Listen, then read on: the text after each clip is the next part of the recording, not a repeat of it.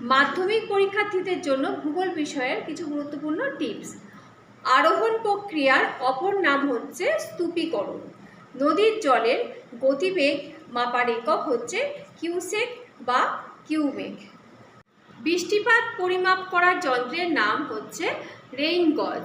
পরিচালন বৃষ্টিপাত হয় নিরক্ষীয় জলবায়ু অঞ্চলে। ভরা কোটাল সৃষ্টি হয় পূর্ণিমা ও অমাবস্যা তিথিতে।